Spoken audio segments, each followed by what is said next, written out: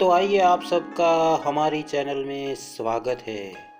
तो दोस्तों आज हम बूढ़े गीद की सलाह की कहानी देखते हैं। किसी घने जंगल में गीदों का एक झुंड रहा करता था। उनका पूरा झुंड एक साथ उड़ान भरते और साथ में ही शिकार करते थे। एक बार वो सभी उड़ते उड़ते किसी टापू पर पहुंच गए। वहाँ बहुत सी मछली और मेंढक रहते थे। उन्हें वह टापू बहुत अच्छा लगा। उसके खाने पीने और रहने की सारी सुविधाएं उस टापू पर मौजूद थी। सभी गीद उसी टापू पर रहने लगे। अब उन्हें शिकार के लिए कहीं जाना भी नहीं पड़ता था। सभी बिना किसी मेहनत के भरपेट भोजन करते और उस टापू पर आलस में जीवन जीने लगे। उसी झुंड में एक बूढ़ा गीद भी रहता था। वह बूढ़ा गीद यह सब देखकर बहुत परेशान रहता था। उसे अपने साथियों की आलस भरी दशा देखकर चिंता होने लगी। वो सभी गीदों को कई बार चेतावनी भी देता कि मित्रों, हमें फिर से शिकार के लिए उड़ान भरनी चाहिए ताकि हम अपना शिकार करने की कला को और भी मजबूत बनाए रख सके। अगर ऐसे ही आलस करेंगे तो एक दिन हम शिकार करना तक भूल जाएंगे। इसलिए हमें जल्द ही अपने पुराने जंगल में वापस जाना चाहिए।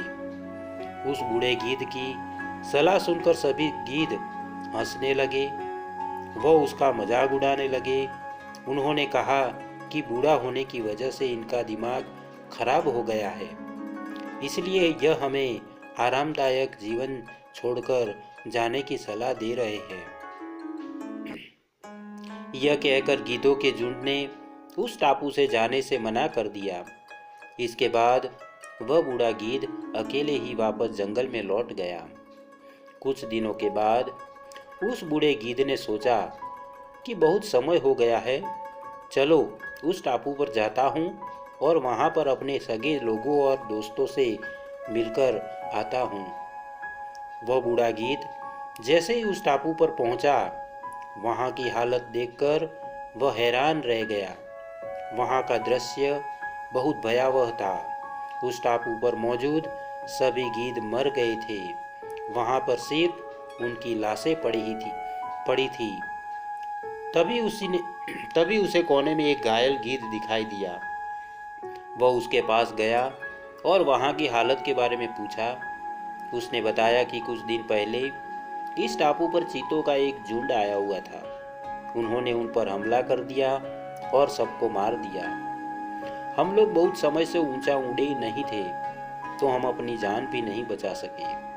हमारे पंजों में उनसे मुकाबला करने की क्षमता भी कम हो गई थी। उस घायल गीद की बात सुनकर बूढ़े गीद को बहुत दुख हुआ। उसके मरने के बाद बूढ़ा गीद वापस से अपने जंगल में वापस चला गया। कहानी से सीख, हमें हर हालत में अपनी शक्ति और अधिकारों की रक्षा करनी चाहिए। अगर आलस की वजह से अपना कर्तव्य करना छोड़ देंगे तो भविष्य में यह हमारे लिए घातक हो सकता है। तो कैसी लगी दोस्तों आपको कहानी? तो आशा करता हूँ कि आपको यह कहानी अच्छी लगी होगी। अगर आपको यह कहानी अच्छी लगी है तो एक लाइक और एक शेयर ज़रूर करना दोस्तों। और हाँ दोस्तों, चैनल को तो सब्सक्राइब करना मत ही भूलना। आपके प्यार को इसी तरह देते रहना, क्योंकि हम आपके लिए इसी तरह की अच्छी और मनपसंद कहानियाँ लाते रहे। तो आज के लिए इतना ही दोस्तों, फिर मिलेंगे एक और नई कहानी के साथ। तब तक के लिए आप सबको हमारा धन्यवाद। जय हिंद।